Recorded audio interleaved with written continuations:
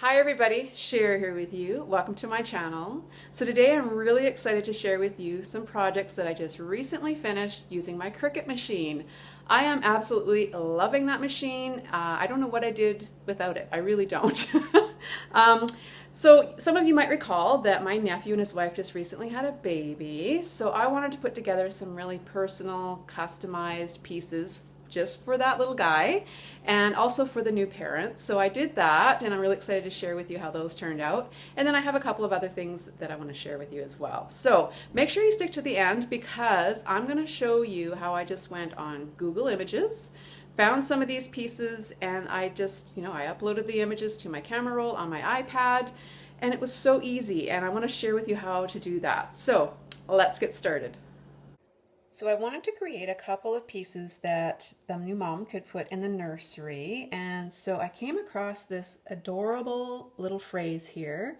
It's from Peter Pan, and I just thought it was so cute.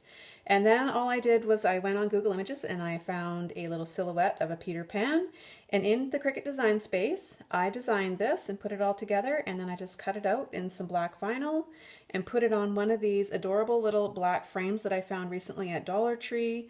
I am loving these frames. I actually went back and bought the last 5 that they had in the store. They're going to be great for upcoming projects as well. So that's the first little picture that I made for the nursery. This next one is actually a quote from a book that was an all-time favorite of Megan and I. It was called I Love You Forever. It's by Robert Munch.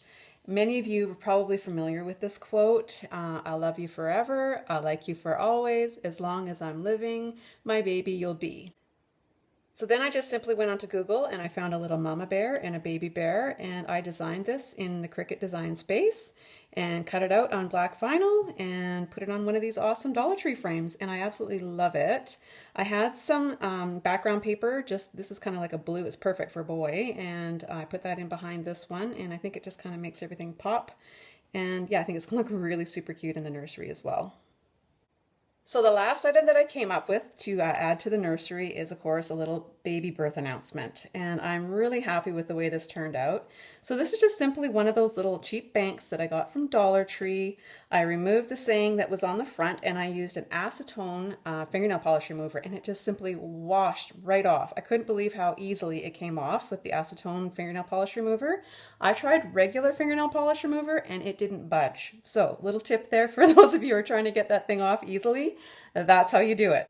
So I wanted to continue with the little bear theme here, so I found this little image on Google and then I designed this whole thing in the Cricut design space. Just picked a font that I liked and put his name, the date that he was born, and how much he weighed. So I think that's going to be a cute little addition as well to my little nephew's nursery. So I also wanted to put together a little gift for the new mom and dad, and this is what I came up with. I just bought one of these plain white mugs from Dollar Tree. And I, again, went on Google Images, and I'm going to share with you at the end here how simple that is to do. So make sure you stick around to the end.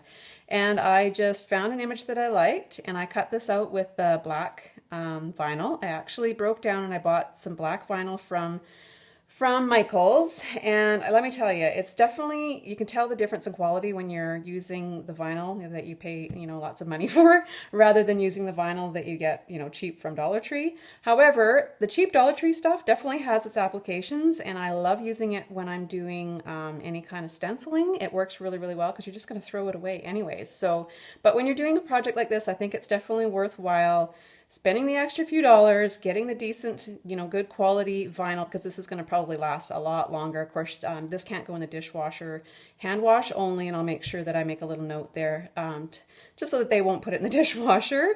So again, I carried this bear theme here onto this one, and then the one for the dad, for my nephew, is this one. I etched, I don't know if you'll be able to see this very well.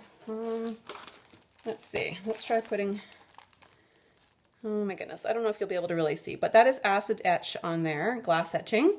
And I just did the Papa Bear with this one. And again, I found this amazing beer mug at Dollar Tree for $1.25. I can't believe the good quality of some of their pieces, I guess, especially the glass pieces. They're getting in some really nice items for sure.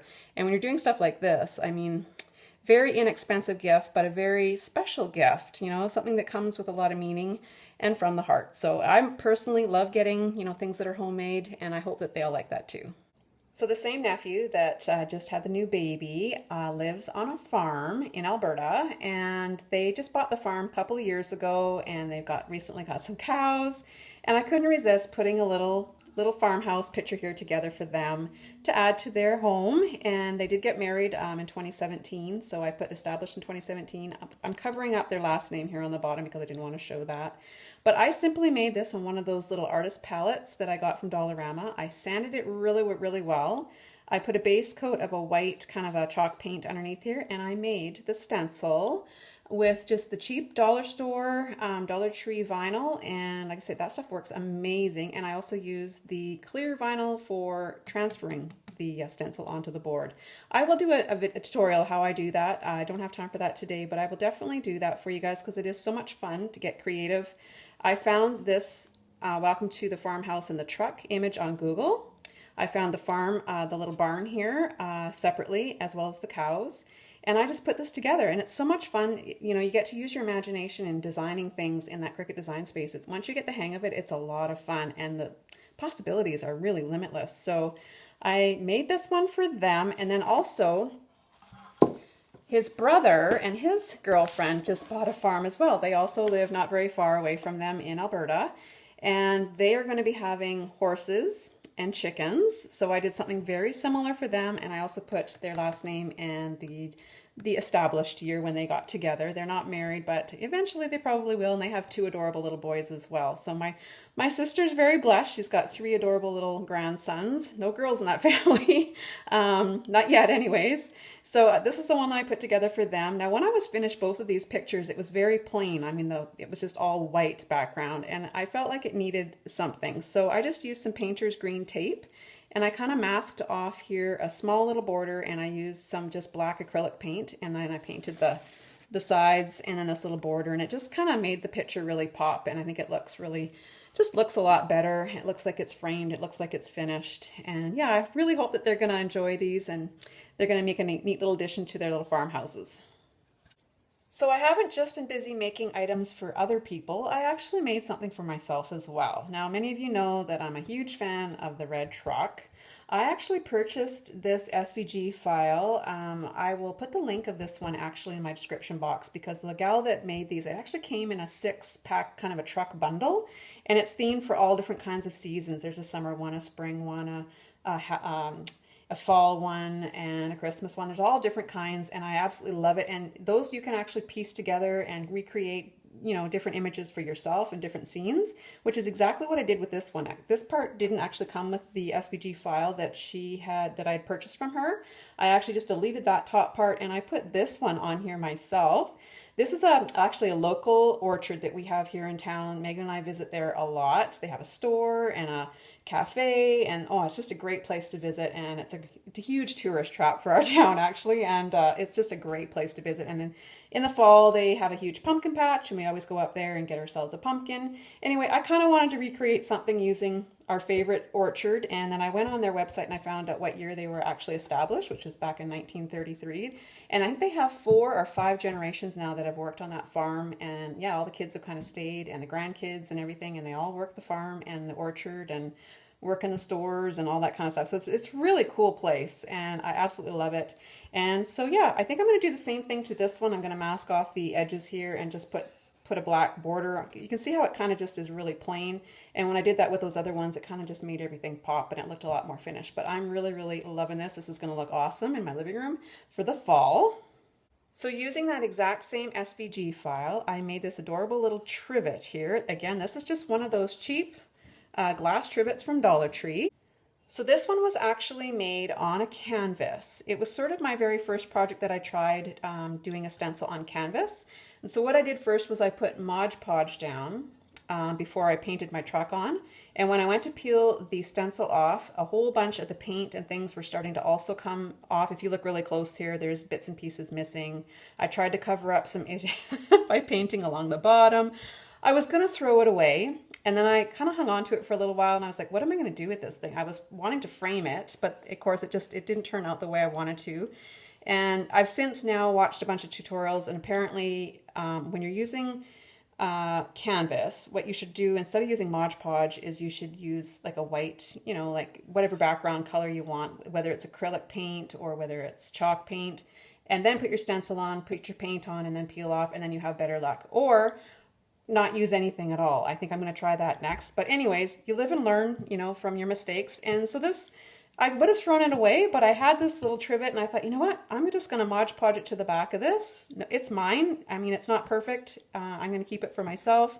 And I think it's going to look cute in my kitchen anyways. And even you could even put it on one of those little easels and kind of display it for the fall as well. So, you know what, even though you make mistakes sometimes, don't throw them away. Kind of think about it for a little bit. And a lot of times your mistakes turn out to being something that you can use anyways. And you know what? I'm okay with it. I kind of like the way it looks. It just makes it look more rustic because it's missing a few pieces here and there, but that's okay. So I want to share with you guys how simple it is to go on Google Images and find a picture of something that you like and be able to create something amazing in Cricut Design Space. So I'm just simply going to hit onto Google here and I'm going to type in fairy silhouette, and you're going to see that there's a ton of images that you can pick from here. I'm just going to go ahead and choose one that I think will be simple and easy to clean up. So I'm going to go ahead and I'm going to select this one right here, and I'll hold my finger on that image and save it to my camera roll on my iPad. The next thing I'm going to do is I'm going to open up my Cricut Design Space app, and this is going to take me to this page here. I'm going to select the new project, and then down here on the bottom I'm going to hit the little upload button, and I'm going to select from my photo library the picture that I just saved. There it is right there.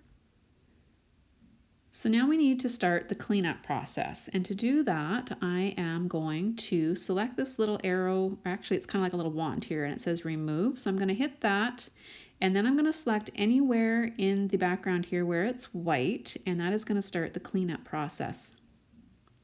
So now we've got the little silhouette of our fairy, but you'll notice there's this black line underneath her, and we need to fix that. So next I'm going to select the little eraser, and I'm going to just drag my finger along the bottom here, and that is going to take care of that black line. There we go, it's gone. And then now we're going to go ahead and select the white areas in her wings. I'm just going to use my two fingers and expand the picture to make it bigger so it's a little easier to select those. And I'm just going to go ahead and do that. Now some images clean up really, really easily and look really good, and others do not. So you're just going to have to play around and kind of, you know, pick and choose a few different ones possibly till you find the one that's going to clean up really well. But this one looks awesome. It worked really well. So now it's going to give me the option to go here to the next step. So when I go ahead and hit next, it's going to take me to this place where it wants me to save the image and name it. So I'm just going to name it Fairy.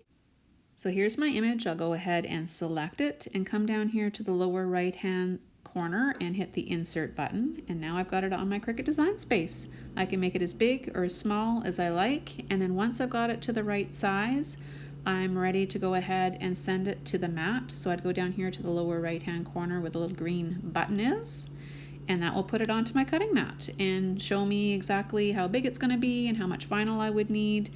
And yeah, so there you have it. I'm going to eventually make a video, show you guys how to go right from this stage, putting the vinyl onto the mat and putting it into the Cricut machine and actually cutting it out. I just don't have time to do that today, but I will definitely do that for you because I know I was a little intimidated myself, and I know some of you are still, you know, intimidated as well and kind of scared to take your Cricut out of the box and try it out. So I don't want you to do that. So I will definitely do that for you one day soon. I hope you guys have enjoyed my little share today, and until next time, I will catch you on the next one. Bye for now, everybody.